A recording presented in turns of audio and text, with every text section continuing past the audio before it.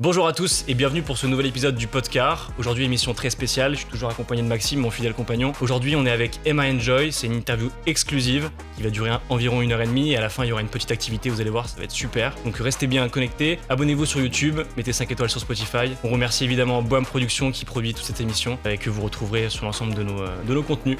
À très vite. Comment ça va, Maxime ? Ouaf. Ça va, tranquille ? Bah ouais, super émission avec du coup Joy. Merci de m'avoir remplacé pendant ce court instant, c'était important. Et Emma, salut Emma, ça va ? Salut, ça va très bien, merci. Merci de nous accueillir toutes les deux du coup. Mais avec grand plaisir, grand plaisir. Elle est trop sympa et en plus, elle a bien voulu remplacer Maxime au début. Elle est vraiment dans un kiff absolu, c'est impressionnant. Elle a compris le confort du canapé podcast. Voilà. C'est pareil chez vous, mettez-vous dans un canapé, tranquille. On est parti pour 1 heure d'interview. Maxime, je te laisse introduire rapidement, comprendre un peu de quoi on va parler aujourd'hui avec Emma. Ouais, bien évidemment. Alors aujourd'hui, du coup, épisode avec Emma. Dans un but assez simple, on va essayer de comprendre la vie d'Emma à travers ses grands événements, que ce soit du coup avec son chien qui l'aide dans la vie de tous les jours. On va voir ça un peu plus tard. Et on va comprendre aussi tout l'engouement qu'elle a pu avoir dans sa vie autour de l'influence, avec notamment la France a un incroyable talent, mais tout ce qui s'ensuit après. Enfin voilà, on va voir tout ça tout de suite avec Emma. Et on vous souhaite un super épisode. On a 12 intros. Ouais, mais je sais pas pourquoi je suis parti en mode intro. Tu m'as dit présente l'épisode. Ouais, c'est pas grave, c'est pas grave. Ok, on va faire très simple. Emma, est-ce que tu peux nous faire rapidement une petite carte de visite rapide ? Donc je sais pas quel âge tu as, si tu fais des études. Du coup, je m'appelle Emma, j'ai 21 ans et c'est Joy. C'est un berger australien de maintenant 7 ans que j'ai depuis qu'elle est toute petite. Je l'ai adoptée, elle avait 2 mois. Et moi, j'étudie le commerce international et on est plus ou moins reconnus pour notre duo. Donc, je partage un peu notre quotidien avec mon chien en tant qu'étudiante. Voilà. Ok, super. Peut-être qu'il y a un truc, c'est peut-être ta première rencontre avec Joy, peut-être ? Ouais. Comment ça s'est passé ? Est-ce qu'elle est apparue comme ça dans ta maison ? Elle t'a dit bonjour, je viens pour t'aider ou... Alors, en fait, on avait déjà un chien à la maison, donc c'était le chien de ma maman qu'on avait adopté 1 an précédemment. Et j'étais venue une semaine chez l'éleveuse de ce chien pour l'aider pendant mes vacances. Et moi, ça faisait un petit moment, après j'avais 14 ans, je voulais mon propre chien. Je tannais mes parents pour en avoir un. Pour eux, c'était terrible. Je prenais nom sur nom, mais j'étais très persévérante. Et durant cette semaine, moi, j'avais déjà vu des photos des portées que l'éleveuse avait actuellement. Et en fait, quand je suis arrivée, j'ai eu vraiment un coup de cœur pour le chien. Et pendant 1 semaine, j'ai bataillé pour l'adopter. Mais ça a été... En fait, dès que j'ai rencontré le chien, c'était sûr que je rentrais avec elle. Et il n'y avait pas d'autre option possible. Il y avait déjà un chien à la maison. Ouais, il y avait déjà un chien à la maison. Mes parents, et c'était un non catégorique. Quand ils m'ont déposé chez cette dame, ils m'avaient déjà dit en amont, on te connaît, tu ne rentreras pas avec un chien. Et pourquoi ils t'ont déposé là-bas du coup ? Parce que, en fait, moi, c'était un bon moyen de passer du temps avec l'éleveuse qu'on connaissait un petit peu. J'avais beaucoup d'affection pour elle. Et moi qui adorais déjà les chiens, c'était une bonne semaine. Il me semble que ça rentrait aussi dans mes stages. Donc, c'était un peu un combo de tout. Et moi, j'étais trop contente. T'avais trouvé les bons arguments. Voilà. Ouais. Et après, au-delà de ça, c'était hyper sympa de passer 1 semaine avec une dame qui, son métier, c'est de vivre avec des chiens. Et quand on est jeune, même encore aujourd'hui, je pense, on se rend pas compte du travail que c'est d'être éleveur de chiens, quoi. Ouais. Donc, non, c'était pas du tout le plan du début. Et ça a été une rencontre. Je pense que c'est plus le chien qui m'a choisi que moi qui ai choisi le chien. Enfin, il n'y a pas vraiment d'explication. Je pense qu'il y a beaucoup de maîtres de chiens qui se reconnaîtront là-dedans, mais en général, quand on adopte un chien chez un éleveur ou même chez un particulier, il y a un chien plus qu'un autre qui va avoir, on va avoir un ressenti différent de ce qu'on peut avoir avec les autres chiens de la portée. Et ça s'explique pas. Des fois, on veut un mâle et on finit par avoir une femelle ou une telle couleur et une autre. Et moi, ça a été ça avec Joy. Et je pense que mes parents l'ont compris. C'est pour ça que j'ai fini par rentrer avec. Ah bah c'est marrant. Toi, t'as eu ça avec ton chien ? Ouais, moi c'est pareil. Moi, c'était le seul qui était... En fait, t'avais... Pareil, donc c'était dans un élevage. Et t'avais un chenil, ça, non ? Un élevage, chenil ? Quoi la différence ? Élevage, ouais. Un élevage. T'avais genre une vingtaine de chiens. Et t'en avais un tout seul qui était dans un coin comme ça, puis qui me regardait. On s'est dit bah lui hein. Voilà. Ah putain énorme. Moi c'était pareil, genre tu vois, je suis arrivé. Alors c'était une portée de bichons, t'avais 9 bichons mais mini, bah alors là vraiment j'étais en train de pleurer limite, c'était incroyable. Et du coup mon chien là, Hercule, il est venu sur mes genoux, j'ai fait allez hop, le seul mâle de la portée. On voulait une femelle. Bon. Bah voilà, c'est exactement ce que tu dis. Ouais, c'est exactement ça, vraiment.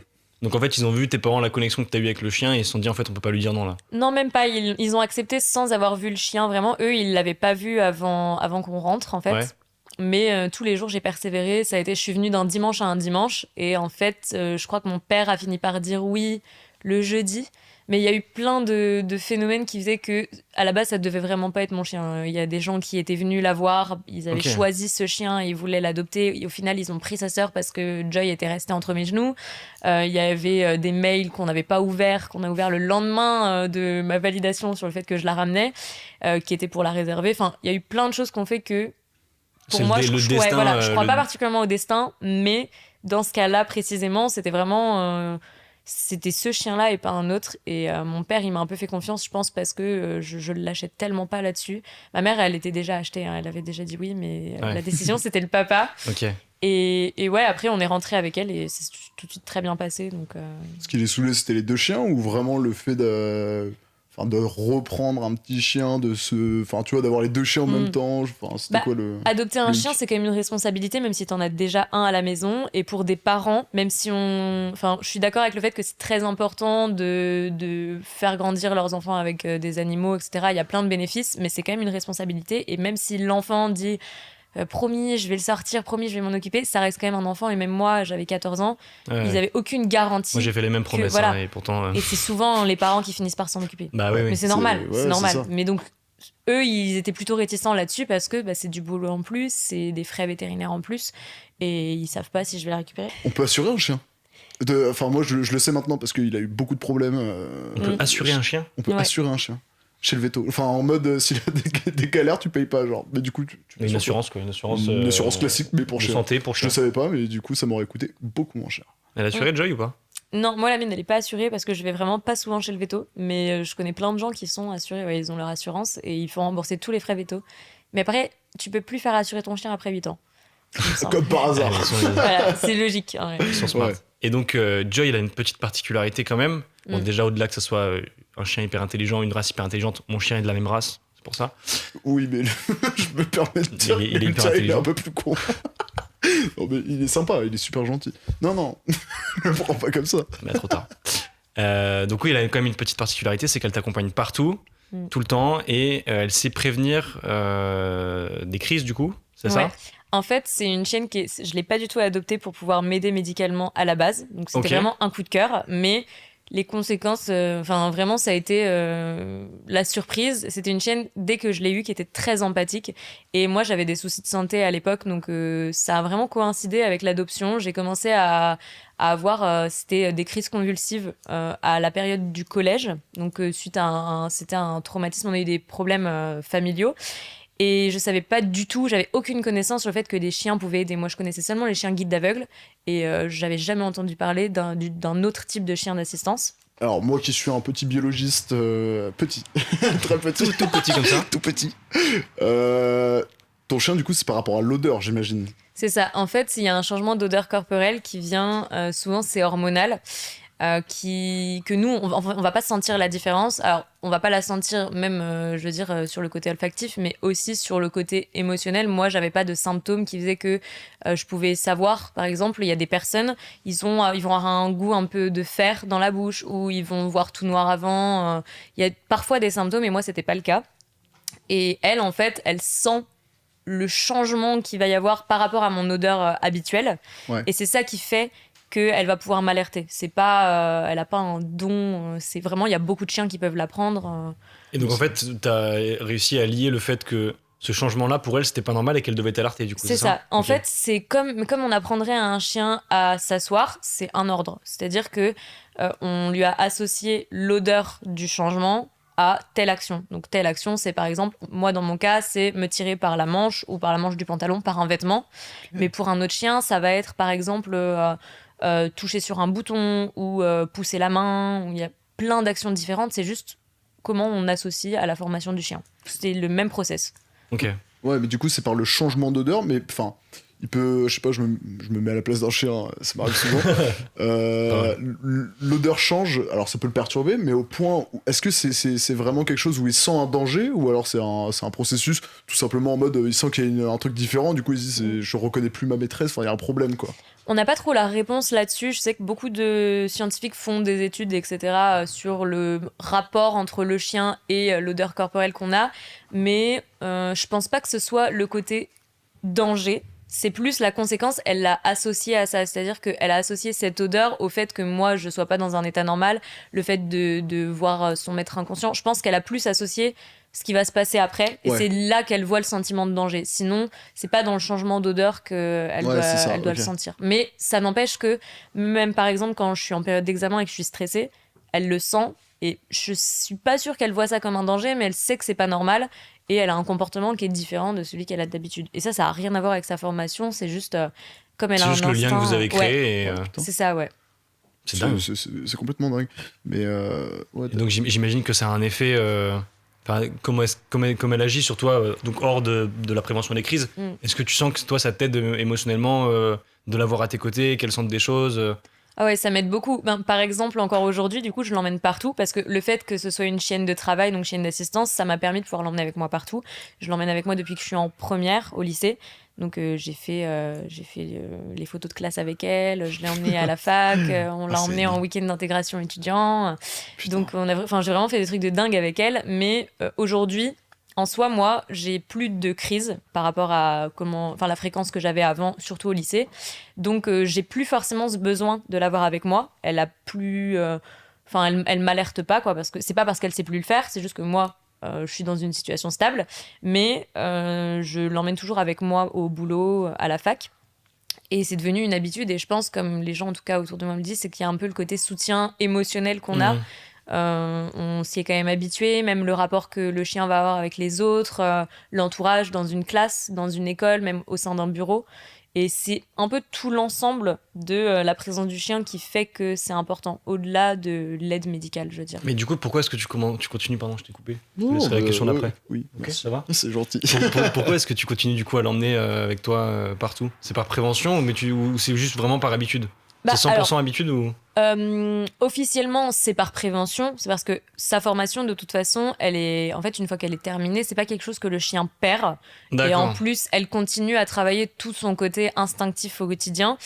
Mais c'est aussi, moi, je suis toujours très franche avec les organismes avec qui je travaille. Par exemple, mon école, on a toujours été très OK là-dessus. Mais par exemple, là, quand j'ai entamé mon nouveau travail, je leur ai dit, écoutez, j'ai plus particulièrement le même besoin auprès de mon chien, mais sa formation, elle est terminée. La chienne, elle est habituée. Elle a vécu ses 7 années de vie. Et ils m'ont dit, en fait, de toute façon, nous, c'est un grand kiff de pouvoir avoir un chien au bureau. Donc, c'est toujours un peu le côté, je vous l'impose pas, mais c'est un plaisir pour eux aussi. Donc, et elle, de son côté, ça la fatigue pas trop ? Elle est pas... Non, en fait, elle est tellement habituée que c'est un rythme normal pour elle. Ok. C'est ça. Mais justement, j'allais te poser la question, tu vois, c'était intéressant, la question que tu as posée avant. Mais moi, si par exemple demain, merci. Tu n'as... Non, mais ouais, vraiment, c'était génial.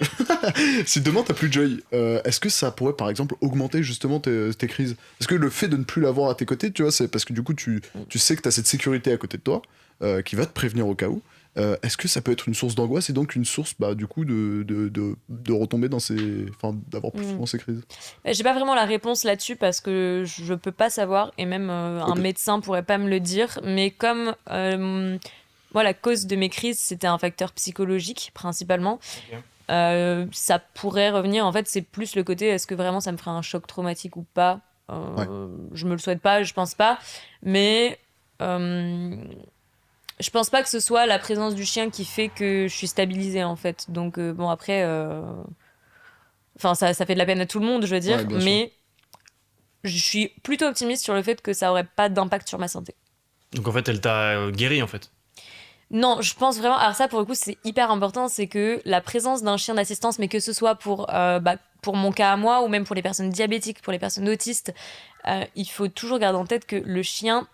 J'aime pas utiliser le mot outil, mais c'est un soutien dans le quotidien. C'est pas un outil magique et il est pas là pour faire guérir la personne.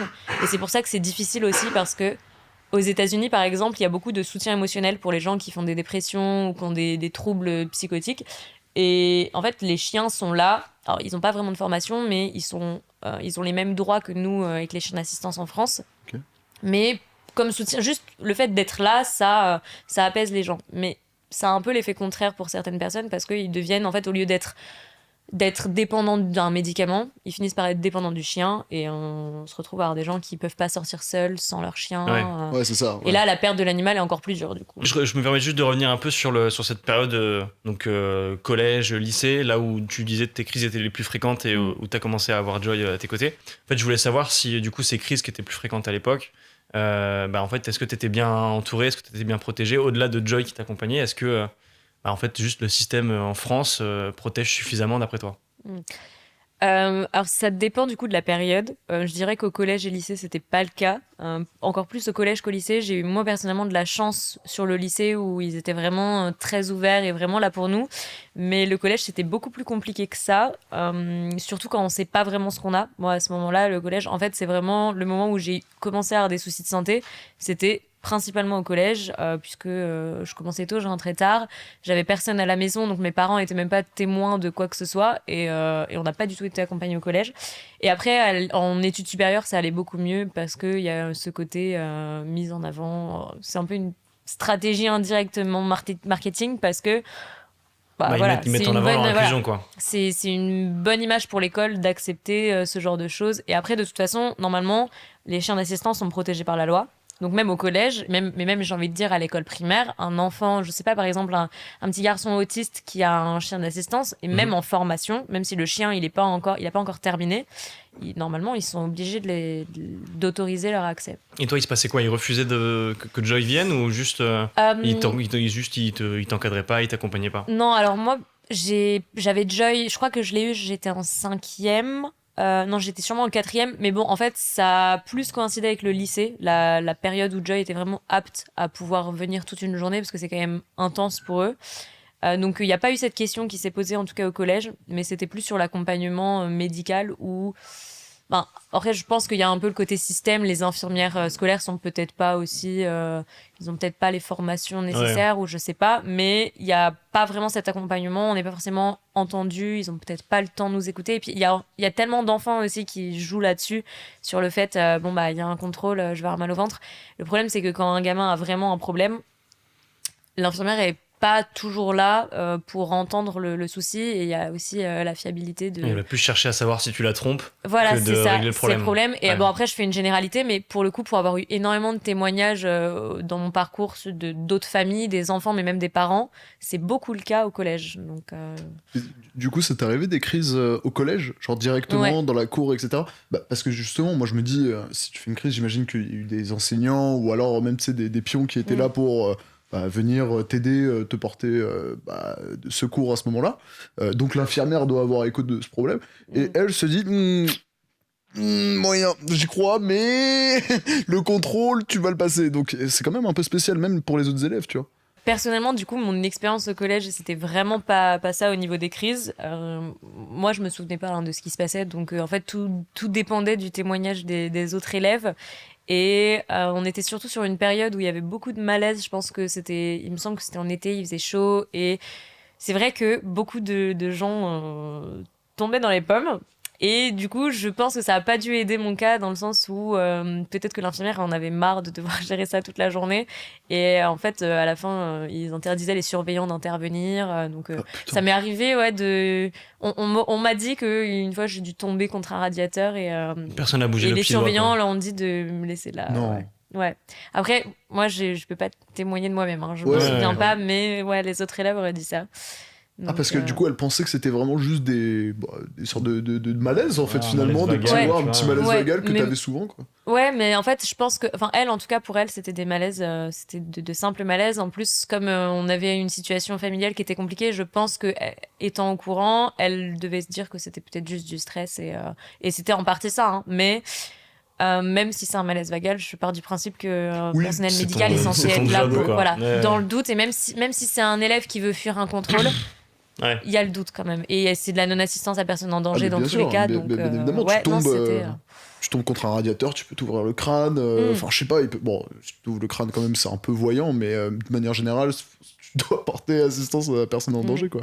Non, c'est sûr. J'avais une question depuis le départ que je voulais poser, et ça ferait une bonne transition après pour parler plus de la cause animale et de débattre sur certains sujets à ce niveau-là. Tout à l'heure, tu disais que donc Joy t'accompagne partout depuis des années et que vous avez fait des trucs un peu incroyables. Est-ce que tu as un endroit le plus fou où tu l'as emmené et pourquoi ? L'endroit le plus fou où j'aurais pu l'emmener, je dirais que c'est quand même l'Élysée, où on a pu faire un petit repas avec Brigitte Macron. Là, je fais le jeu d'acteur, en fait. Ouais. Mais non. Voilà. Brigitte ? Moi, je savais pas. Ah oui. Je savais pas, incroyable. Ça parle en off, moi, vas-y, je vais fumer une clope, j'ai pas le droit. Et du coup, c'était le truc le plus insolite. En plus, j'avais manqué mon partiel de finance pour ça, donc c'était génial. Bravo, tu l'as eu après le partiel de finance quand même ? Ouais, le but c'était que je le fasse plus tard, mais non, je pense que c'est l'endroit en tout cas le plus insolite où je l'ai amené parce que je suis pas sûre qu'il y ait beaucoup de chiens à part le chien du président qui viennent là-bas. Ça, c'est un truc marrant. Ouais. Ça, j'imagine que tu as l'info aussi, du coup. Ouais. Mais ça fait des décennies que chaque président a un chien parce que c'est un acte de com'. Parce que le fait d'avoir un chien, c'est un capital sympathie. Et donc, ouais, je te jure. Et tous les présidents, tu regardes, ils ont tous un chien. Ils adoptent un chien au début de leur mandat, genre. Souvent, ils essaient d'en avoir un avant quand même, mais t'as plusieurs cas où, c'est à l'investiture, il a son chien. Il a quoi, Macron, comme chien ? Il a, je crois que c'est 2 labradors qu'ils ont pris. Alors, si je me trompe pas, ils les ont Hollande, c'est un labrador, je suis sûr. C'est un labrador noir. Il me semble que c'est pareil, Macron. Ouais. Après, ils se les offrent entre eux. Hein. Je sais que, par exemple, en Russie, Poutine, il offre, ça lui est arrivé plusieurs fois, d'offrir un chiot. Des chiens. Ouais. C'est marrant. À un autre président. C'est vraiment un petit signe de Macron, un petit cadeau de sympathie. Et après, comme ça, ils reviennent voir le chien, ils prennent des nouvelles. Et c'est un peu. Enfin, je sais qu'en tout cas, il y a toujours les chiens dans les rencontres. Ouais, ça peut être un élément ultra diplomatique, genre en mode. Je sais pas, tu vas. Bon, là, je vais un peu dans l'extrême, excusez-moi, mais je sais pas, t'es président, t'as un problème avec le pays, boum, tu butes le chien. Non, oui, là, je vais un peu loin. Oui, t'envoies un message. Ouais, t'envoies un vrai message, genre en mode, je sais que tu m'as envoyé, voilà. Non, bon, voilà, c'était la petite aparté, mais. Après, je pense que t'as quand même d'autres moyens, quoi. Ouais, est-ce que tu penses, Brigitte. Excuse-moi, Macron. Brigitte Macron. Est-ce qu'elle a fait comme tout le monde ? Elle a vu ton chien, elle fait oh, t'es trop mignon ou vraiment. Non, après, alors, surtout dans un contexte officiel comme ça, je pense qu'ils sont vachement plus informés sur... Il y a quand même des lois qui encadrent les chiens de travail de manière générale. Et surtout les chiens d'assistance, il y a la règle générale de ne pas les déranger quand ils travaillent. Moi, j'ai la chance avec Joy de ne pas avoir vraiment ce besoin de concentration. Mais certains chiens, juste le fait de le caresser, ça peut lui faire changer son focus. Imaginons une personne malvoyante. Tu le caresses parce qu'il est trop mignon, et il pourrait manquer le passage piéton, quoi. Ouais, donc, c'est ça, bien sûr. Donc, je pense qu'il y a ce côté-là de conscience professionnelle. Donc, en tout cas, ça m'est pas arrivé. Elle l'a pas caressé. Ouais. Elle lui a fait une caresse en me demandant. Voilà. Parce que rappelons l'objet de cette visite, parce que du coup, on en a parlé en off, donc moi je sais. Mais Maxime, il sait pas. Du coup, c'est quoi l'objet de cette visite à l'Élysée ? C'était dans le cadre de. En fait, pendant plusieurs mois, on a travaillé sur. C'était une campagne de sensibilisation sur l'inclusion au travail qu'on avait fait avec le ministère de la Santé. Et donc, en fait, Brigitte Macron nous avait dit que à la fin de la campagne, elle inviterait toutes les personnes qui y ont participé pour faire un dîner à l'Élysée. Et elle avait tenu parole. Ok. Putain, trop bien. Voilà. Mais c'était je pense que ça a été un des premiers points marquants, en tout cas dans mon expérience et ce dont j'ai appris sur, ok, j'ai envie de porter une parole quand même sur l'impact qu'on a sur les animaux et l'impact qu'eux, ils ont sur nous. Ouais. Et c'est peut-être pas de là que c'est parti, mais c'est là que j'ai eu un peu ce côté, ok, je suis légitime d'en parler. Okay. Ouais, vraiment une prise de conscience en me disant, là, je suis dans l'endroit l'un des plus importants de France, donc ma place avec Joy, donc voilà. Ouais, non, c'est ouf. Et d'ailleurs, je me permets de faire une toute petite parenthèse là pour ceux qui nous regardent, qui nous écoutent. Vous allez comprendre dans le fil de l'épisode pourquoi est-ce que Emma a la chance de vivre tout ça, comment est-ce qu'elle a réussi à accomplir certaines choses, du coup, dans le... Ouais. Voilà. Petit élément pour les accrocher pour le watch time. Là, c'est ça. Vous allez comprendre après. Parce que là, je vais enfin poser tout. Mais vas-y. Je vais enfin poser ma question. Du coup, tu l'as dit, il y a des chiens qui ont littéralement un CDI, qui sont des chiens de travail, des chiens médicaux. Enfin bon, on a plusieurs catégories de chiens. Les chiens de police, les chiens du coup dans le domaine médical, pour les malvoyants. Enfin moi je m'y connais pas très bien, mais je sais juste une chose, c'est qu'apparemment les chiens qui ont du coup un service à rendre comme ça, ils sont entre grosses guillemets loués. C'est-à-dire qu'en fait, il y a quelqu'un qui va s'en occuper dans les premiers, enfin pour les dresser au début, et après les donner aux personnes, par exemple malvoyantes, qui peuvent pas forcément les éduquer, logiquement, et à la fin de leur vie, vers 10 T'es en train de dire qu'un aveugle peut pas éduquer un chien? Non, non, non, si, ils peuvent. Non, me fais pas dire ce que j'ai pas dit. C'est plus dur, c'est tout ce que je dis. Mais du coup, là où je voulais en venir, c'est que même à la fin de leur vie, vers 10-11 ans, il me semble, ils sont obligés de les redonner. Enfin, est-ce que tu peux nous en dire un peu plus sur ça? Parce que moi, j'ai pas beaucoup de connaissances, mis à part ça. En fait, il y a beaucoup de cas par cas, parce que ça dépend de la fonction du chien. En tout cas, quand ça concerne c'est beaucoup sur les chiens guides, plus que les chiens d'assistance, parce que, en tout cas, l'avenir des chiens d'assistance en France, on est quand même plus ouvert à la formation à la maison. C'est-à-dire que, par exemple, on va commencer la formation du chien le plus tôt possible quand il est jeune, auprès, par exemple, si c'est je prends l'exemple d'un enfant diabétique, les résultats seront beaucoup meilleurs, entre guillemets, ils seront bien meilleurs si le chien est en contact avec l'enfant dès le début, que si on le remet à 2 ans et il commence à faire ses missions. Parce qu'en fait, moi, ce qui fait que Joy, elle est aussi empathique, je pense qu'il y a aussi ce côté, on a grandi ensemble et c'est pour ça qu'elle est aussi performante. Mais les chiens guides d'aveugles, c'est différent parce qu'en fait, eux, ils ont vraiment ce côté mission et ils sont un peu matrixés. Il faut qu'ils puissent être capables de s'arrêter au bon moment, de prendre en compte leur environnement. Il y a beaucoup plus d'actions, il y a beaucoup plus de décisions à prendre. C'est ça. Et là, pour le coup, les chiens guides, c'est vraiment des chiens qui ont des tâches toute la journée. Il y a l'impact de la formation dedans. C'est pour ça. Et après, une personne malvoyante aurait plus de difficultés à former lui-même son chien. Mais oui, effectivement, ils sont en fait je crois que c'est 2 ans en famille d'accueil, depuis qu'ils sont chiots. Donc ils sont dans une famille d'accueil. Tout le monde peut postuler d'ailleurs pour être famille d'accueil. Alors, par exemple, ça peut être Andy Chien, ça peut être les chiens guides. C'est gratuit? Alors, je n'ai aucune information sur le côté financier, mais il me semble pas, même pour le bénéficiaire, il me semble pas que ça coûte de l'argent aux personnes qui sont là pour la formation. C'est plus le coût en lui-même. En fait, c'est pour ça d'ailleurs qu'ils recherchent des dons, qu'ils essayent d'être financés par l'État, etc. Parce que ça coûte, je crois que ça coûte entre 10 et 15 000 euros à faire former. Mais pour le bénéficiaire, par contre, on ne lui demande pas d'argent. Et donc, la famille d'accueil, elle est là bénévolement, en fait, pour s'occuper de l'animal, s'assurer qu'il soit sociabilisé. Donc, c'est pour ça qu'ils ont aussi accès partout, à tous les lieux publics. Ouais. Donc, on peut... Et c'est pour ça, je pense aussi qu'il faut de plus en plus sensibiliser les gens sur la présence des chiens de travail. Parce qu'en fait, un chien de travail, ça pourrait être le chien d'un bénéficiaire, comme ça pourrait être le chien d'une famille d'accueil. C'est pas parce que une personne a un chien d'assistance avec lui que c'est forcément une personne malvoyante, déjà. Ouais. Il pourrait avoir un handicap invisible. Et ça pourrait être aussi une famille d'accueil. Et c'est pas pour autant qu'ils ont le droit d'être refusés. Moi, j'ai vu beaucoup de témoignages de gens qui ont un jeune chien guide. Alors, il a peut-être 6 mois, mais ça n'empêche qu'il a le droit d'entrer dans tous les magasins. Et ils se font quand même refuser parce que la loi est encore méconnue. Donc, il y a un peu ce côté sensibilisation qui est nécessaire.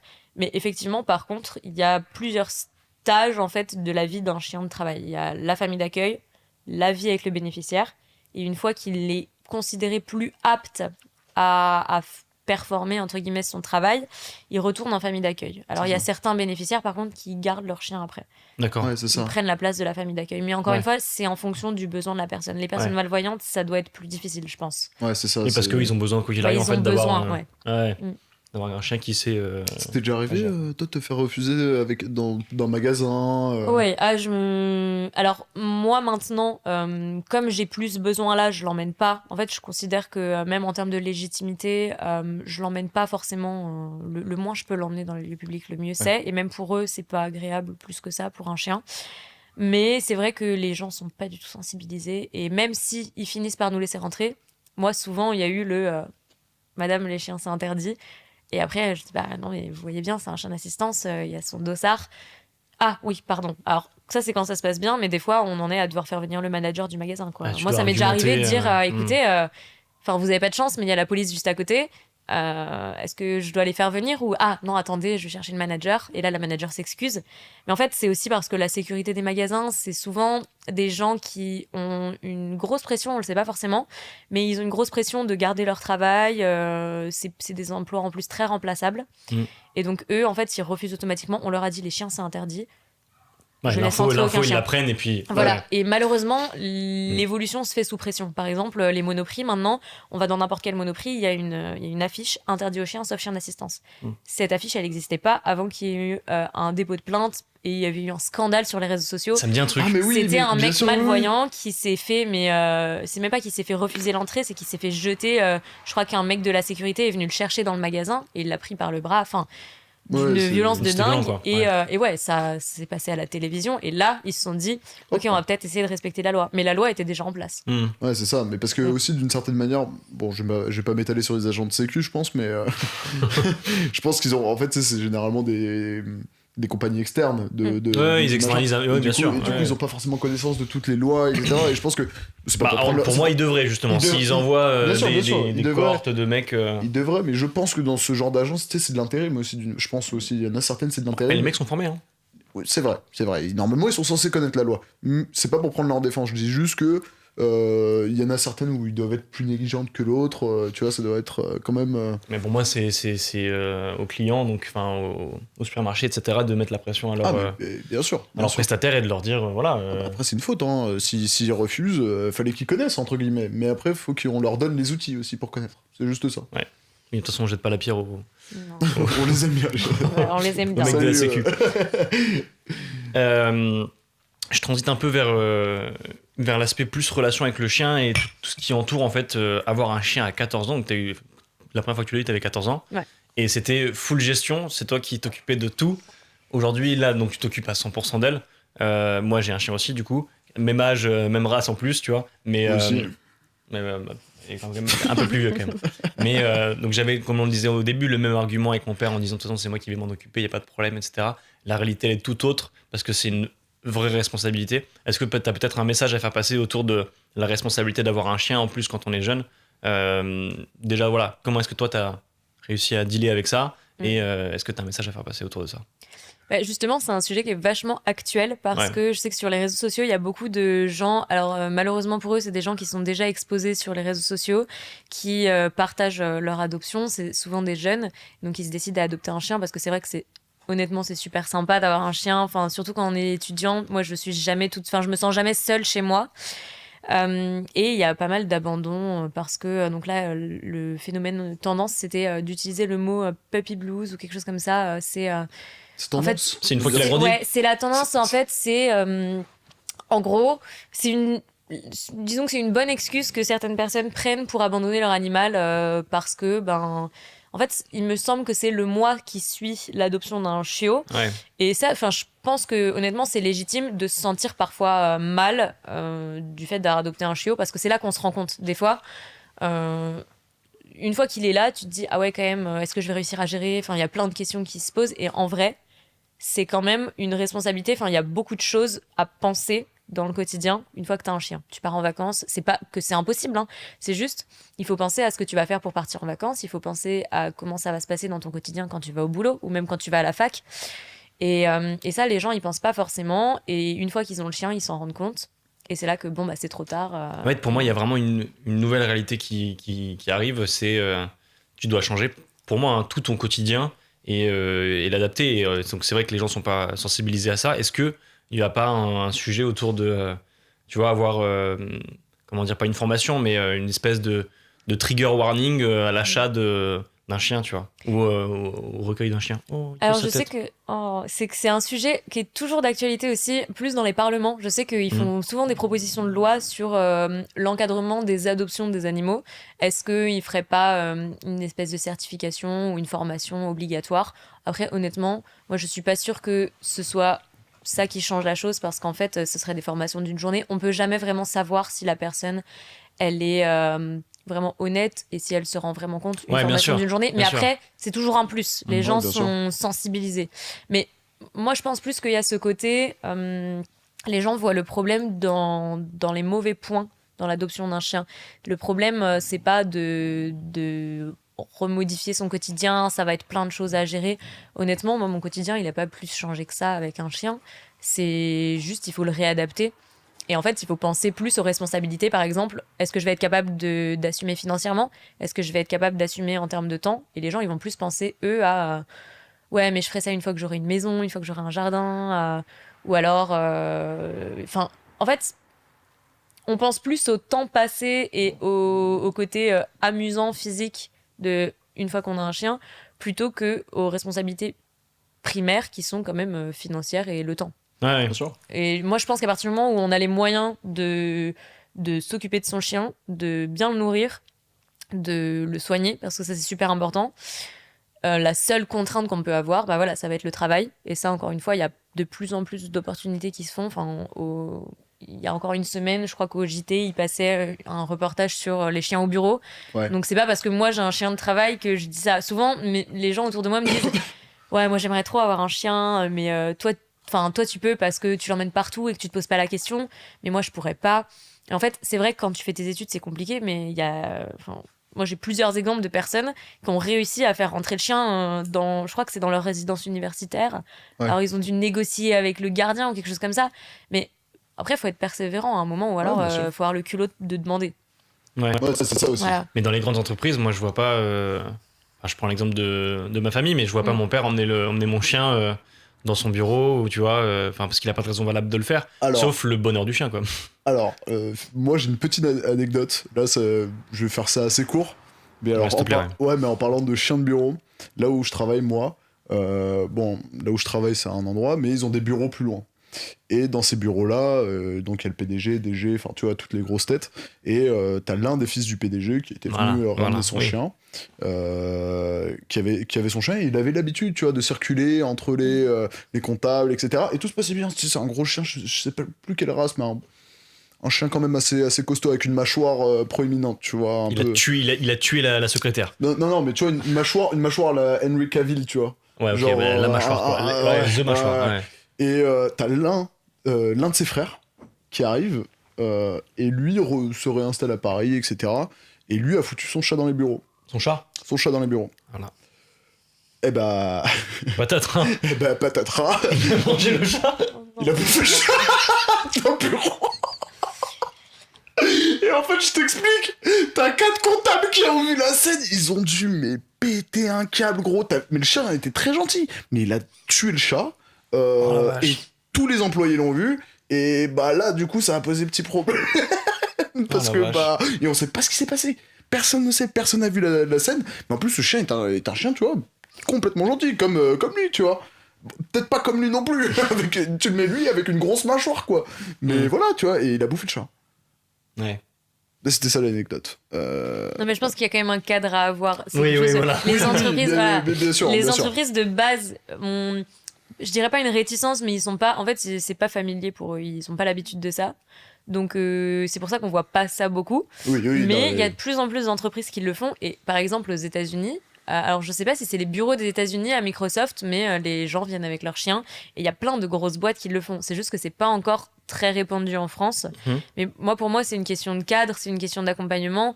On n'a pas vraiment de sensibilisation. En tout cas, en tant que, par exemple, on est RH, on veut instaurer ça dans l'entreprise. Tu sais pas trop comment t'y prendre, comment être sûr que les maîtres vont bien gérer leurs chiens. Et en plus, là, il y a une différence entre est-ce que c'est un chien, est-ce que c'est un chat.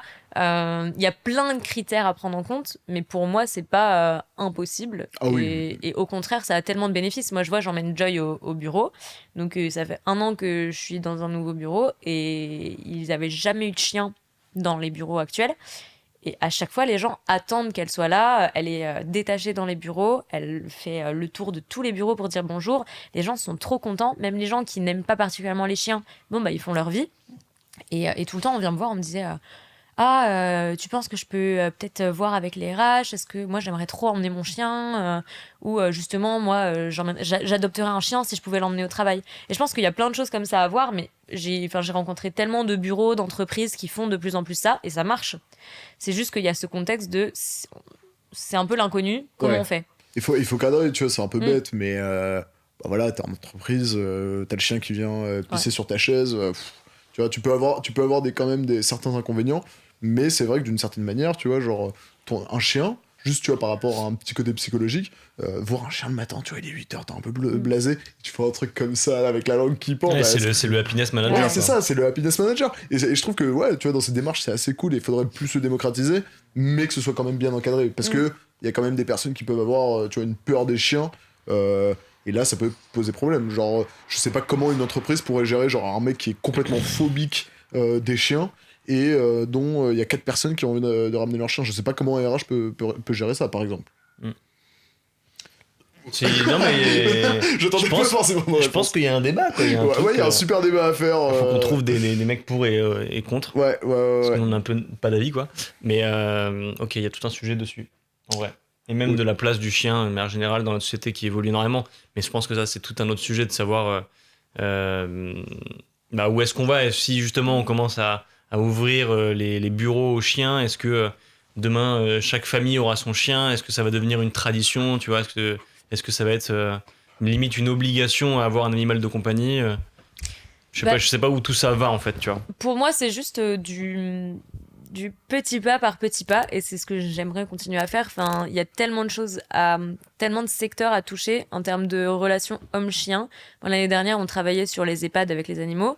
Bon, la loi est passée, mais il y a plein de sujets, et justement, quand on parle des bureaux, il y a plein de possibilités. Une entreprise qui, par exemple, lancerait des formations avec une certification, je sais pas, par exemple, pour être sûr que ton chien puisse être capable et même que ça lui corresponde. On fait une formation d'1 semaine qui serait adaptée avec, je sais pas, une mise en situation de bureau. Et si le formateur considère que le chien est apte, bah, il lui donne cette autorisation qui donnerait, on va dire, légitimité à la personne à demander ok, voilà, est-ce qu'au niveau de la RH, vous pensez qu'il y a moyen de faire quelque chose? Mais je pense que c'est juste partir dans l'inconnu. À un moment, il faut aussi oser. Si les autres le font, parce que c'est tu vois pas impossible, en fait. Parce que tu vois le bénéfice que c'est, en fait, d'avoir un chien dans les bureaux et même d'avoir un chien dans sa vie. Alors Emma, du coup, quand t'avais 14-15 ans, je crois, c'est un peu la tranche d'âge. 15 ans, ouais. T'as participé à une émission un peu connue qui s'appelle La France a un incroyable talent. Et donc, c'est quoi la France a l'incroyable talent?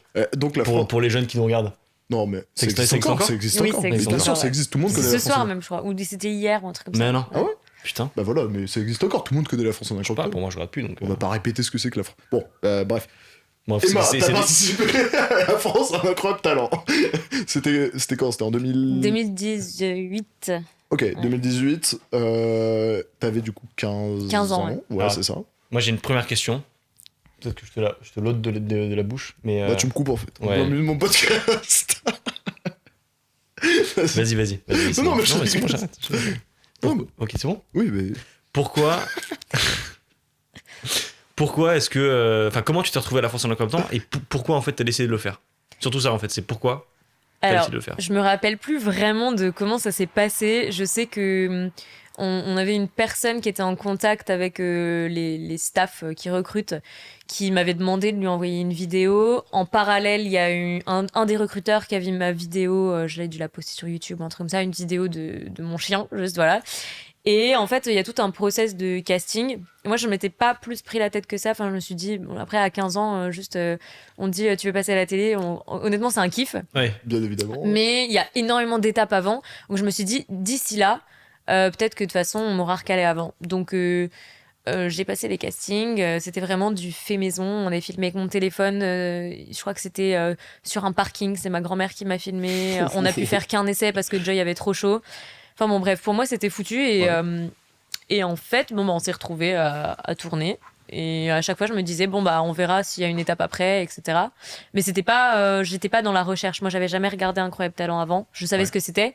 On t'a contacté, en fait. T'as posté un truc sur Internet. Ouais, en fait, c'est beaucoup, ça fonctionne beaucoup par recruteur chez eux. Ouais. Et même d'ailleurs, là, cette année, ils font des posts publics, même sur les réseaux sociaux, pour tu peux voir sur les les gens Facebook, à recruter. C'est vraiment... Ils font beaucoup ça, toutes les prods en fait, de grosses émissions. Mais j'en ai vu une là sur le groupe de notre ville. Tu vois des trucs où ils te disent, voilà, on fait telle émission avec tel sujet, on cherche des gens. C'est comme ça que ça marche. C'est ouf. Ouais, c'est, en fait, ils incitent... eux, ils vont venir chercher des potentiels talents. Et en même temps, ils vont partager sur les réseaux pour inciter les gens à candidater entre guillemets, mais ils sont très animaux. Ils aiment. Enfin, il y a eu une période où ils cherchaient vraiment beaucoup d'animaux. Mais ta vidéo, elle a buzzé à l'époque ? Même pas tant. Elle avait bien marché. Après, c'est pas une de mes vidéos phares, on va dire, mais c'était une vidéo qui était sympa. J'avais passé un peu de temps sur le montage. Je veux dire, c'était pas genre hyper aléatoire que le recruteur tombe dessus, il y avait 12 vues et oui. non, voilà. Non, on avait déjà une petite communauté sur les réseaux. Les gens pensent que c'est Incroyable Talent qui a fait le point de départ de c'est là que j'ai commencé à poster sur les réseaux sociaux, mais non, voilà. je racontais déjà un peu ma vie avant. Et tu le faisais pourquoi ? Alors, j'ai commencé, c'était avec la chienne de ma mère, vraiment pas dans un but de poster pour avoir une communauté, mais juste...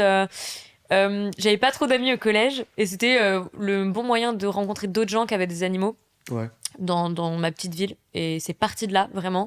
Et après je me suis retrouvée à me faire des amis qui avaient des animaux sur des salons à Paris, donc je montais à Paris avec mon chien et c'est parti de là. Okay. Et après il y a eu l'ouverture de TikTok à peu près en même temps, donc à l'époque c'était Musical.ly et ouais c'est ça Musical.ly. Voilà, et je postais des trucs et ça marchait, franchement ça marchait bien.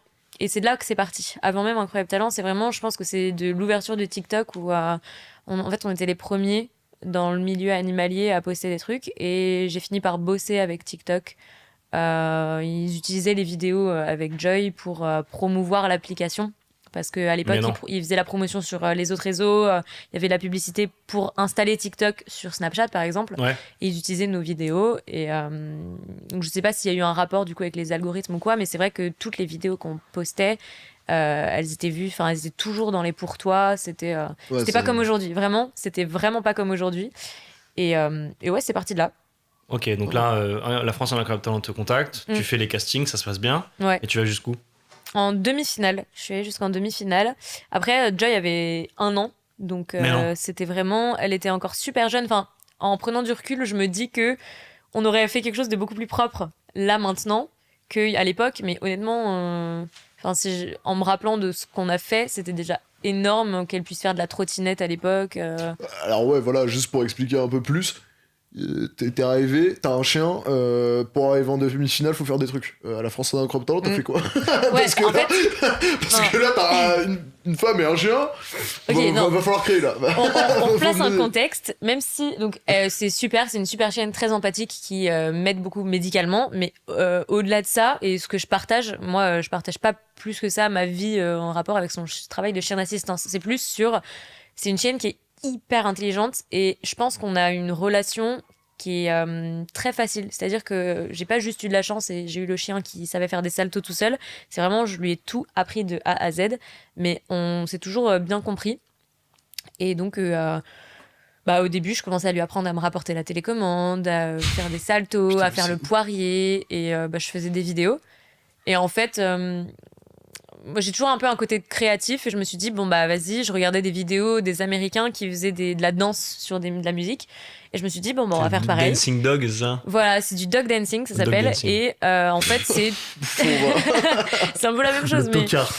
Du coup, tu fais un enchaînement de tours sur une musique, mais il y a des compétitions internationales, etc. Ah ouais. Ouais, il y a tout un enchaînement particulier pour que ce soit propre et que le chien le fasse bien, la réceptivité. Ouais. Et du coup, c'est ce qu'on a fait, Incroyable Talent. Ok. Ouais. Donc là, aujourd'hui, tu l'entraînes souvent à faire des nouveaux trucs ou pas ? Ou là, du coup, t'as quand même un peu arrêté Non, je continue toujours à lui apprendre des choses. Même, honnêtement, c'est quelque chose que... J'étais pas sûre de pouvoir lui apprendre des nouveaux tours au long terme. Je veux dire, je me suis toujours dit à un moment, soit la elle va tout savoir, ou soit juste le... C'est ça. Et en fait, il y a toujours des nouveaux trucs à apprendre. Et plus elle vieillit, plus elle assimile vite. Mais non. Alors que je pensais que ce serait l'inverse. On m'a toujours dit, profite d'apprendre quand ils sont chiots, après c'est trop tard, c'est mort. Et en fait... donc c'est pas mort. Ouais, là elle apprend à dessiner, donc... Bah tiens. Ouais. Et quoi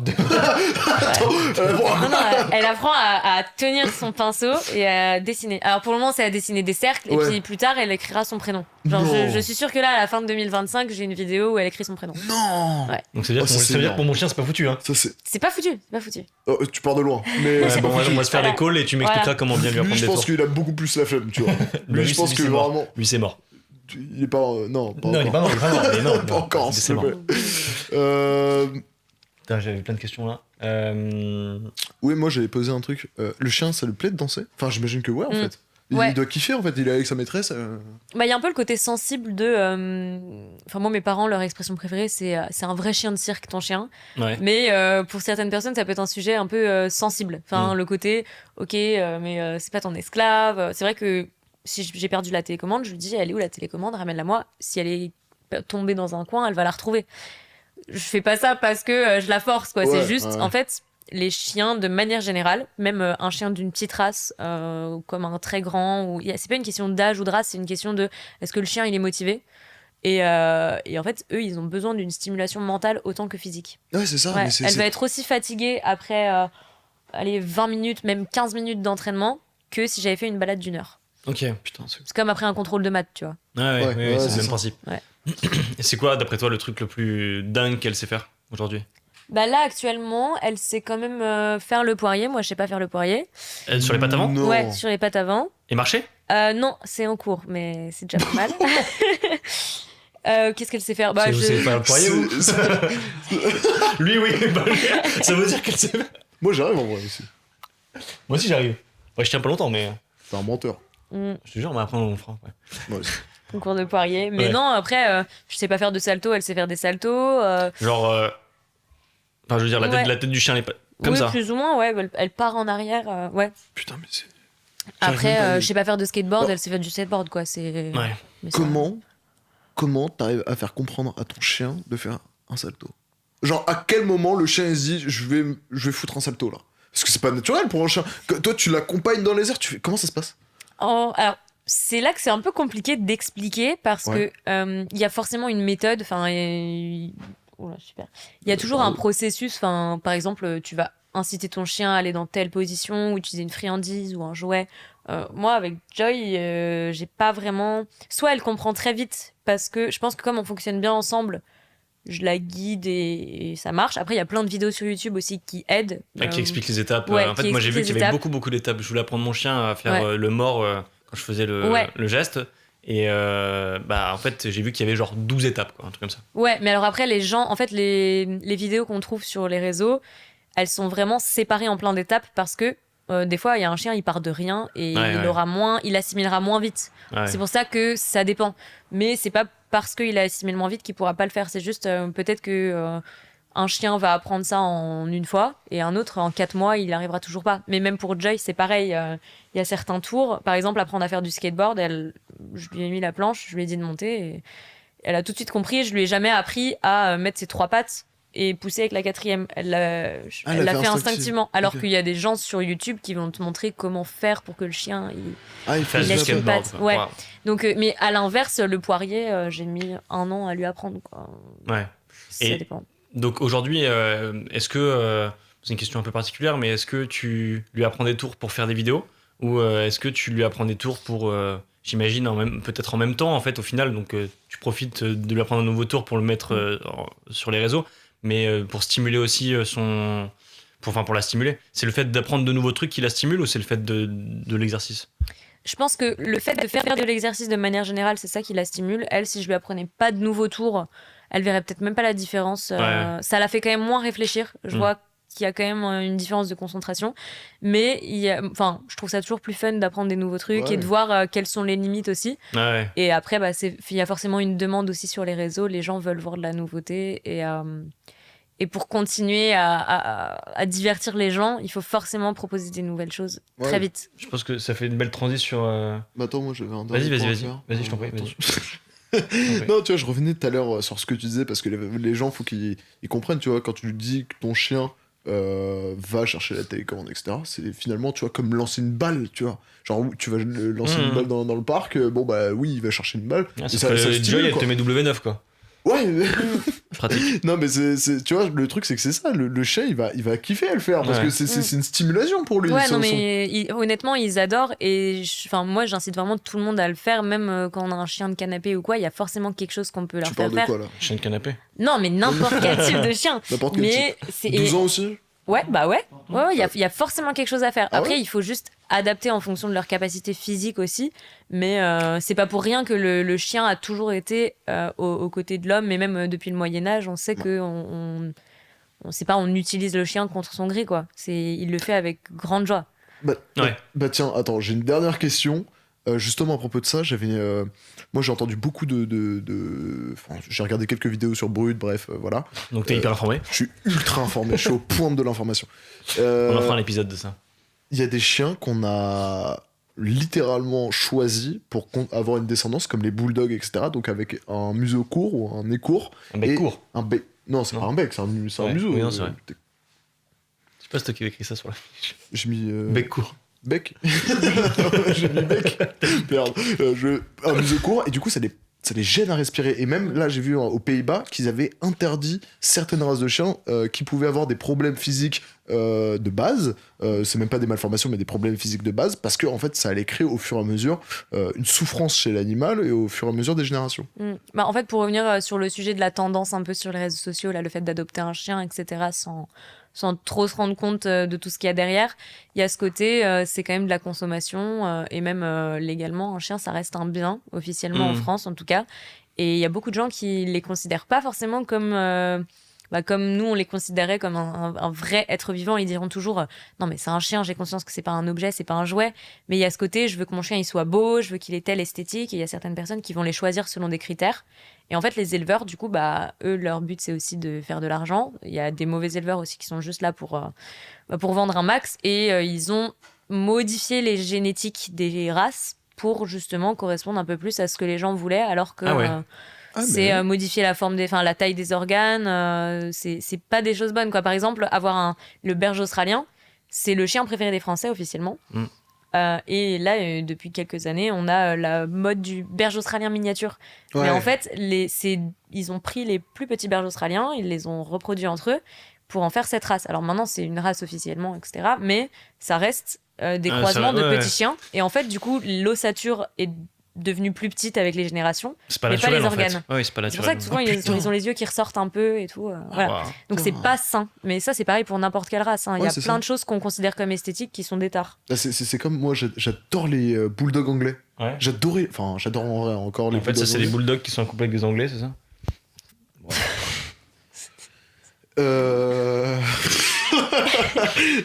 Non, mais leur museau, putain, tu vas le museau est écrasé.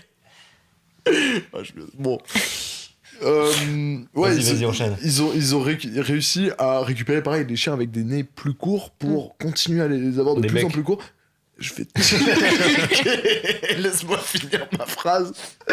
Et finalement, ces chiens-là, tu vois, ils ronflent. Et littéralement, moi, j'aime bien le côté qui ronfle. Enfin, tu vois, t'as un chien, il ronfle, t'es là en mode, mais wesh, tu vois, tu rentres chez toi, tu te dis qu'il y a pire que toi.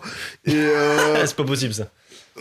Vas-y, continue. Et ouais, finalement, en fait, ils galèrent à respirer tout simplement. C'est l'enfer, quoi. Oui, tout ça pour revenir sur une souffrance c'est mignon, mais en fait, ils souffrent, quoi. Ouais, c'est ça. Et maintenant, il faut les faire opérer pour remettre le nez en place. Ouais. Mais c'est pareil pour les teckels, les chiens saucisses. Les gens savent pas, mais en fait, ils ont généralement beaucoup plus de problèmes de dos. Parce qu'en vrai, c'est hyper drôle. Ton chien, il est super long. Moi, je trouve ça trop mignon. Mais en fait, c'est pas du tout naturel. Et ils finissent par se faire opérer parce que le dos, il s'affaisse, quoi. C'est le travail. Et c'est plein de problèmes génétiques comme ça qu'on a créés et après on doit les emmener chez le veto. Ouais, c'est ça. Le système, ils sont malins, les mecs, en fait. Ils sont malins. Putain, j'ai une dernière question. Vas-y. Pourquoi on coupe la queue des boxers? Enfin, alors là, c'est un truc. La queue des quoi? Des boxers. Des boxers? Mais tu sais qu'on coupe la. Enfin, tu me dis si je me trompe, hein, mais on coupe la queue de beaucoup de chiens. Parce que pour les mettre en lof, c'est pour qu'ils puissent faire de la compétition, c'est ça? Ah ouais? Ouais, il y a beaucoup de côté esthétique. C'est un gros business. Alors, à l'époque, par exemple, les chiens de berger, on leur coupait la queue parce que pour pas que ça se coince dans les barbelés. Les patous? N'importe quelle race, les border collies, tous les chiens qui étaient avec les bergers, on leur coupait la queue pour que ça s'accroche pas. Et en fait, c'est resté. Mais honnêtement, maintenant, c'est juste un critère de beauté. Et tu vois des chiens dans la rue. Moi, parce que mon chien, pareil, il est plus race, quoi. Et du coup, il peut avoir cet acte. Attends. Il peut avoir. Oh la vache, t'as vu l'épaule là? Il peut avoir. Il peut faire des concours en théorie, quoi, physiquement. Et du coup, on nous a proposé tu coupes la queue et il peut aller faire les concours. Non. Vas-y, je te jure. Mais parce qu'en plus, ça bouge leur. Après, je pense que s'ils vivent avec, ça va. Mais c'est comme Cacahuète, c'est le chat de Paul. Si tu leur coupes la queue, en fait, ils galèrent à marcher après, non? Il y a vraiment un truc d'orientation, il me Non, semble. pas trop. Moi, mes parents, ils ont tous les deux un chien du même élevage et ils ont pas de queue et ils vont bien. Ouais, non, mais ils se déplacent bien parce qu'ils Après, sont moi, je suis habitués. pas comme pour. ça. Hein. Non, mais je suis pas pour. Mais c'est en fait, on retire pas un truc avec lequel le chien est né. C'est juste ça. Ouais, bien c'est sûr. ça, ouais, Mais ouais. c'est pareil pour les oreilles. Ouais. Ouais, Les c'est gens ça. essaieront de se justifier en disant qu'il y a un côté fonctionnel, mais c'est pas vrai. Enfin, c'est mon avis, on va dire. Oui, bien sûr, Ouais. bien sûr. C'est bon, t'as plus de. J'ai plus de questions. J'avais trop de questions, elles me sont venues comme ça, tac, tac, tac, et j'ai trouvé bien. Donc Pardon. aujourd'hui, tu crées du contenu autour de tout ça. T'as rassemblé quand même une grosse communauté sur les différents réseaux sociaux. Et donc le contenu que tu crées, c'est uniquement. Enfin, je veux dire, est-ce qu'il y a. Donc il y a le jeu avec Joy, etc. Est-ce que tu fais passer des messages autour de tout ça? Est-ce qu'il y a une vision autour de cette création de contenu? Avec. avec... Non, oui, t'inquiète. Tout le monde se l'est pris, je crois. Après, c'est à toi de te le prendre. Non. Je l'ai vu, c'est bon. Je sais plus ce que j'allais dire. Donc, autour de cette création de contenu, en fait, avec Maxime, on avait pour idée de base, quand on a monté le podcast, d'aborder plein de sujets différents. Et la création de contenu, l'influence qui monte en flèche aujourd'hui dans le monde entier, nous a beaucoup intéressés. En fait, on voulait savoir un peu comment, en tant que créateur de contenu, créatrice de contenu, avec une grosse communauté, en gros, quel mécanisme il y avait derrière et quel but avaient ces gens? Est-ce que c'était que de l'argent? Est-ce que il y avait une motivation autre? Est-ce qu'ils se sentaient responsables de l'impact qu'ils avaient auprès des gens? En fait, voilà, on avait toute cette interrogation, donc ça peut faire un long épisode. Mais du coup, juste pour toi de ton côté, est-ce que t'as une vision particulière? J'aime bien poser des très longues questions. Ouais, elles sont super longues, hein. Ouais. Mais comme ça, moi, je mets un peu de C'est bien, j'ai un peu de ouais. forme, tu vois. Tu t'exprimes, Ouais, c'est c'est bien. ça. Continue, C'est mon jeu. Merci. Non, de mon côté, je vois vraiment le fait d'être sur les réseaux sociaux comme quelque chose de. Il y a une grosse responsabilité à côté parce que mon contenu est quand même très vu par des familles, par des enfants. J'ai aussi plein de personnes âgées. Et il y a ce côté éducatif qui est important parce qu'on donne exemple à des gens. Après, de manière générale, c'est pas le cas. Mais pour moi, il y a vraiment un côté...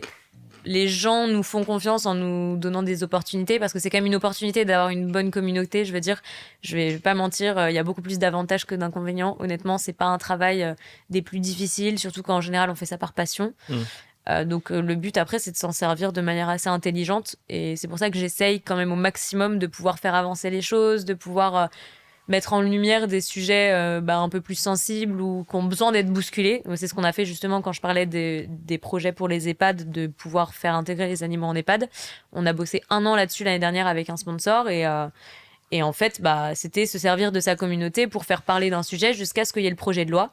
Et après, il y a eu le projet de loi, il a été voté et là, normalement, c'est implémenté. Mais c'est le but, il faut faire un premier pas. Après, c'est pas moi qui vais permettre d'avoir un changement dans la société, mais si une personne en parle, après une autre en parle, etc. etc. Donc, juste se servir de sa visibilité intelligemment. C'est le but. J'essaye. D'accord. Est-ce que tu te vois faire ça, je vais parler un peu plus sur le côté avenir, sur le très long terme, comment est-ce que tu perçois cette activité dans ta vie professionnelle? Tu vois, est-ce que c'est un truc que tu fais un peu à côté et qui va durer un temps et demain tu auras un CDI et tu vas te concentrer sur le CDI et Joy ira au bureau tranquille? Ou est-ce que tu te vois faire ça, je sais pas, le plus longtemps possible, quoi? Alors, j'ai toujours le côté... Je veux pas que ce soit mon métier, entre guillemets, mais j'ai quand même envie de continuer jusqu'à ce que ce soit plus intéressant, soit pour moi, soit pour les autres, soit les deux. Mais j'ai pas particulièrement de date limite. Enfin, je veux dire... je continue tant que j'en ai envie et j'arrêterai si j'en ai plus envie. Mais je veux pas que ça en devienne mon métier. Déjà parce que je pense que il y a un côté parallèle avec la passion qu'on a. Si ça devient ton travail, s'il y a des gens qui y arrivent. Hein. Mais je pense que le plaisir de le faire est différent parce que tu vas avoir des deadlines, tu vas avoir des sponsors, tu vas avoir un enjeu financier. Et le message est peut-être un peu différent aussi. Parce que du coup, Oui. Parce que ton avis est un peu biaisé. c'est marrant, en fait. mais en parallèle, il y a des médias qui fonctionnent comme ça, des médias qui fonctionnent par abonnement, où en fait, leur auditeur, leur spectateur, j'ai pas d'autres mots, mais auditeur, Beaucoup de mots déjà. ouais, auditeur, spectateur, ça fait déjà 2 mots. Oui. Audience. Alors, leur audience, exactement. Leur audience sont leurs abonnés, donc c'est eux qui les financent. Et quand ils vont créer du contenu, quand ils vont créer je sais pas, quand ils vont écrire, quand ils vont parler de l'actualité, ils vont faire en sorte évidemment que ils créent dans leur direction éditoriale qu'ils ont choisie de base et pour laquelle les auditeurs sont là. Mais évidemment, une fois que la communauté est grosse et qu'elle est là et qu'elle est présente et qu'elle commente et qu'elle partage, bah, si demain ils vont dans un autre sens qui est moins celui de leur auditoire, bah forcément ils vont avoir cette pression-là. Est-ce que toi tu penses que tu as une pression comme ça où tes auditeurs te demandent, enfin tes spectateurs te demandent de faire du contenu marrant avec Joy et pas des messages sur la cause animale ou sur comment dire les chiens d'assistance, etc. Tu vois. Bah, c'est une question de perception. En fait, ça met beaucoup la pression, les statistiques, quand on est sur les réseaux sociaux, parce qu'il faut toujours performer. On se dit toujours, il faut que ça marche, il faut que mon contenu marche. Donc forcément, on va, en fait, instinctivement, sans même qu'on nous le demande, vouloir faire le contenu que les gens veulent. Ouais. Donc si on sait que, par exemple, moi je sais que ce qui marche super bien avec Joy, c'est tout ce qui est vidéo de tours, d'apprentissage. Ce qui marche à chaque fois, c'est mon quotidien, parce que c'est vrai que c'est marrant de voir le chien vider le lave-linge ou aller mettre les poubelles. Et je sais que c'est ce qui marche. Mais voilà, c'est parce que les gens, en fait, il y a un côté plus divertissant que si je me mettais à parler plus d'un sujet en particulier. Mais après, si ta perception c'est ok, ça marchera peut-être moins, mais ça veut pas dire que c'est moins important. Faut faire les deux. Enfin, pour moi, il y a ce côté, il faut se détacher un peu du côté statistique et c'est pas une honte de faire moins de stats à un moment qu'un autre. Le but, c'est pas de performer dans tout. Et tout le monde, de toute façon, tout le monde ne peut pas le faire. Les gens se lassent très vite. Ok. Bien sûr, mais justement, c'est marrant parce que tout à l'heure, quand justement, t'avais répondu à la question, pas celle-là, mais celle encore d'avant, tu disais, je le fais pour moi. Enfin, je vais le faire tant que les gens ont envie de regarder ce que je fais. Donc en fait, t'avais aussi une certaine manière le truc de je vais continuer parce que les gens me regardent. Est-ce que demain, si t'as plus personne, tu continuerais justement à faire des vidéos juste pour ton plaisir et genre, tu vois, ton quotidien de manière générale? Genre, ça se trouve, t'as commencé sans avoir personne et est-ce que tu serais capable de continuer sans personne? C'est une question que je me pose souvent, mais moi personnellement ça me dérangerait pas de devoir alors reprendre à zéro, c'est peut-être pas la question que j'ai envie de me poser, mais chiant quand même. non mais voilà, parce que c'est vrai qu'on a une habitude et je sais que les gens répondent quand même, donc ça me ferait bizarre de me remettre à poster un truc si personne n'est là pour suivre, mais j'ai pas particulièrement peur de faire aucune statistique. Enfin, je veux dire, j'ai un compte où je parle de livres il y a que mes amis qui me suivent dessus et le truc il fait 10 vues et ça me va très bien quoi. Mais c'est toujours plus gratifiant, t'as l'impression de... C'est vrai qu'on a tendance à facilement se dire ok, mes vidéos elles sont importantes parce qu'elles sont vues, alors qu'honnêtement honnêtement c'est juste un mindset à prendre entre guillemets. Ouais, bien sûr. Ouais. Mais je pense que tout le monde devrait, enfin si t'as envie de poster, tout le monde devrait se lancer dans le truc. Il y a beaucoup de gens qui vont te dire ah mais t'as de la chance, tu peux te faire de l'argent, c'est facile, etc. Moi si j'avais ta place, ce serait trop facile. Mais en fait, tout le monde peut tenter quelque chose. Et je pense que c'est beaucoup avec de la persévérance et de l'organisation. Enfin, il faut vraiment avoir une vision plus que de la chance. Les gens vont dire que c'est de la chance si t'as percé. Pas du tout. J'y crois pas. Ouais, parce que t'as bossé. Oui, alors le buzz ponctuel, ça c'est... bosser, pas buzzer. Pardon. Oui, parce que t'as bossé aussi. Bosser. Pas non, oui, non. Après, tu peux bosser beaucoup et pas forcément faire de super vues, mais... bien sûr. Faut persévérer. Oui, mais rares sont les personnes qui ne bossent pas. On travaille 100 heures par semaine, tu vois, et pourtant on fait pas des millions de vues. Hein. Chef. Ouais, c'est pas vrai. Hein. J'ai nébuleuse sur BO6. Pardon. Ouais, là, c'est toi qui as merdé, c'est à toi de te reprendre, là. Ouais, mais je regarde Jay qui est trop bien, en fait. Ça me fout droit. Ouais, elle est bien de fou, là. Ah ouais, non, mais là, regardez ça, là. Mais c'est magnifique. C'est qu'on la regarde. Ça marche aussi avec toi ou pas, là? Attends, je vais essayer avec le mien. Ils sont bas les couilles. Allez, monte ton ventre. Mets-toi sur le dos, là, vas-y, là. Fais mimus, fais un truc, putain. Arrête de dormir, chef. C'est quoi du coup les pires inconvénients? Parce que t'as parlé qu'il y en a plein des très bons inconvénients, mais c'est quoi les pires du coup selon toi d'avoir une communauté, d'être connu? Est-ce que t'as des gens qui te suivent dans la rue, qui te courent après ton taxi, bon, qui t'harcèlent? Je vais le répéter, je sais que tout le monde le dit, mais on va être très honnête, il y a très très peu d'inconvénients à être suivi sur les réseaux sociaux. Enfin, si on le fait, c'est aussi qu'on le veut, mais c'est plus sur la vie privée. On a le droit de pas vouloir parler de sa vie privée et de pas vouloir dévoiler certaines infos. Et les gens, du fait qu'on soit exposé, vont partir du principe que c'est un dû et que si t'as une communauté, donc tu nous dois de dire... par exemple, les relations avec nos amis. Si je poste une photo avec quelqu'un, on va me demander qui c'est, etc. Ou même, on va me demander... je me rappelle, à l'époque, il y avait tout ce phénomène des comptes fans. Et moi, je trouvais ça adorable, mais ça en venait à... Ils avaient des photos de moi que j'avais pas moi-même.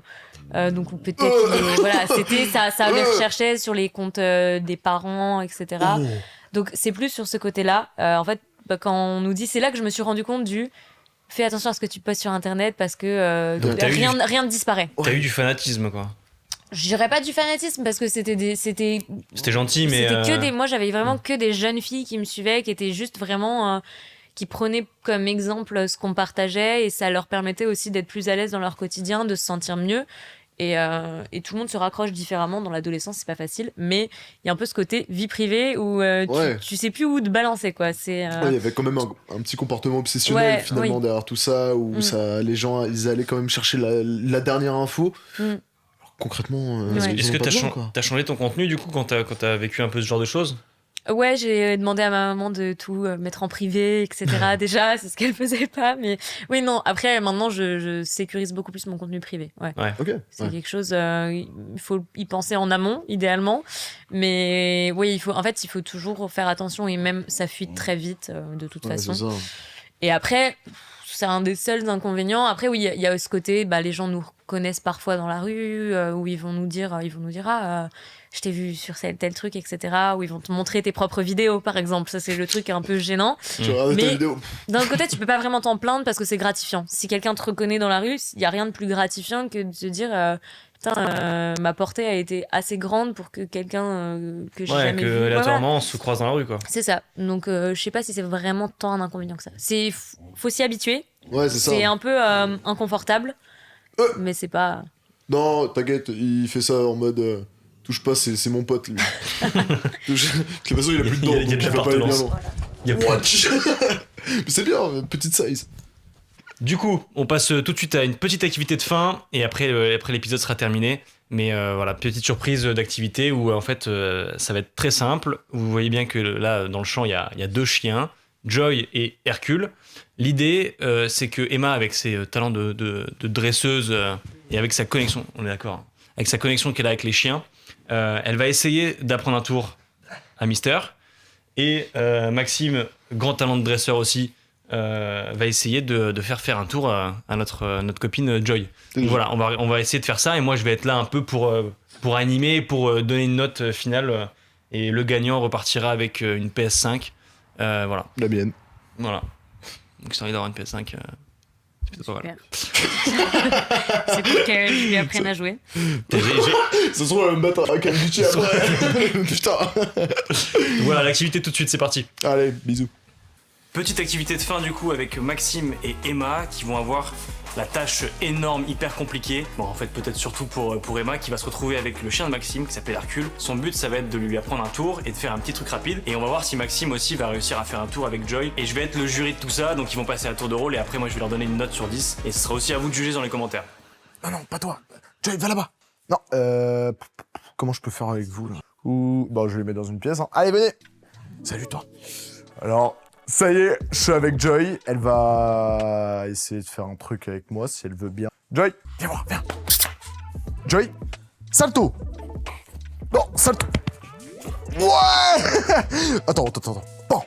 Allez, Joy. Regarde. Bon. Salto. Ouais. Oh, elle va sur le dos. Bah, il faut lui dire de se coucher d'abord. Coucher. Vas-y, refais. Coucher. Sur le dos. Oh, non. Sur le dos. Coucher. Allez, coucher. Sur le dos. Ouais. Oh, mais t'as fait un 3. Nom. Putain, mais elle est géniale. Vraiment, elle est incroyable. Joy. Tu peux... Si tu lui dis saute, peut-être qu'elle va faire un saut. Non. Joy, saute. Fais la belle là. Ah ouais, fais la belle. Là, c'est quoi? Bah là, faut qu'elle se descende. Fais la descente. Assis. Assis. Attends, elle se... Joy? Assis. Oui, c'est bien. C'est bon, hein. Ok. Fais la belle. Tu peux même lui dire cache.